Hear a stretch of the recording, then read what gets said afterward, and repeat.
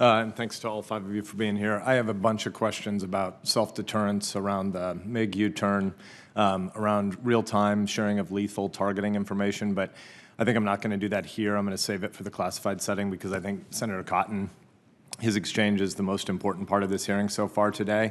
Vladimir Putin will embrace the idea that we might self-deter every time he issues a press release.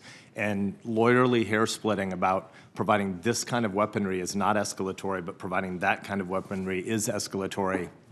I don't think we really believe that. I think the administration is pushing the intelligence community to give them cover for lean-forward decisions they don't want to be making. So I applaud Senator Cotton on his line of questioning, and I suspect it'll be the heart of a lot of what we do in the classified setting. I want to stay on the China point that the chairman just mentioned, and Director Burns, first of all, kudos to all of you. It's been said many times today, but let me associate myself with the praise for the pretextual rebuttal of Putin's lies about why he was going to invade. The whole IC did great work. Director Burns, since you arrived, standing up the China Mission Center, as you pledged to do, is a really important development, so thank you. Could you explain to us how Chairman Xi views Putin and this invasion a month ago, today, and a month from now? I mean, I think, as I said, I think the Chinese leadership, President Xi, has invested a lot in partnership with President Putin and Russia. I don't think that's going to change anytime soon. It's for a lot of very cold-blooded reasons.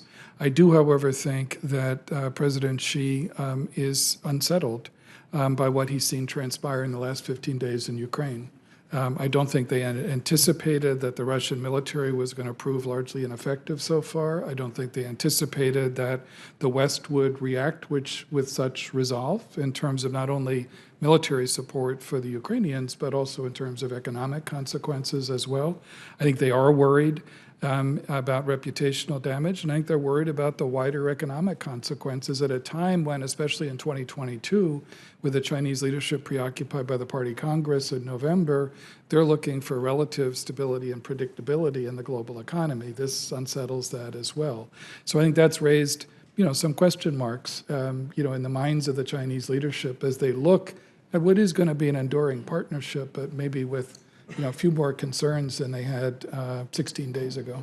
That's helpful. I have heard from multiple foreign ministers and defense ministers and other NATO leaders over the course of the last month that you can't say there are any silver linings to the evil of what Putin is doing and targeting women and children and civilians. There is no moral limit to what the guy will do.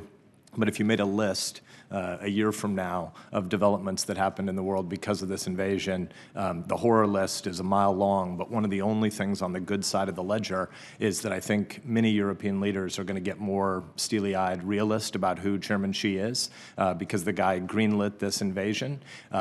Russia has 11 time zones, and they were able to move almost all their troops back from the Far East because Xi wants to see the West destabilized. He wants to see Europe and the U.S. humiliated and embarrassed, and there are a whole bunch of European corporate executives that lust for the 550 million middle-class consumers of the 1.4 billion Chinese. And a lot of European political leaders are willing to provide cover for that and pretend that Xi is a sort of benign figure, and he is not. And the fact that he greenlit this by Putin, I think, is a pretty important development for our allies to get more serious about. General Barrier, I wonder if you could help us understand what are the most important needs the Ukrainian military has to extend this fight, and how can the U.S. do more and faster?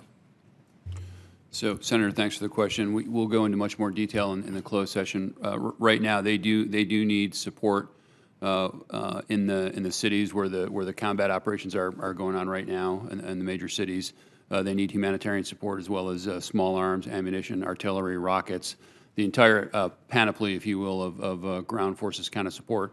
The anti-tank weapons are very important. The air defense weapons, as we've talked about it, are very important. I would like to go back to the escalation ladder, though, with these types of weapons. I do believe that there is an escalation ladder, and there is a difference between an anti-tank weapon, a shoulder-fired air defense weapon, and a combat aircraft and a jet that could cross a border and actually conduct operations on Russian soil. So in terms of analytical thinking, that's sort of where that's at. I know we're at time, but I just want to underscore one historical point. In World War II, there were planes dragged across the U.S.-Canadian border. So this conversation has been had before, and it's not impossible to figure out a way to solve the problem if we wanted to solve the problem. And women and children are being bombed. Nobody on this committee is calling for U.S. boots on the ground in Ukraine, but there's more we can do, and we should be going faster. The answers the American public hears, particularly from State Department and White House press briefings, is often process about a meeting. There's a war going on, and Zelensky is a hero on behalf of 44 million Ukrainians. He's asking for more help, and the administration should be doing more faster.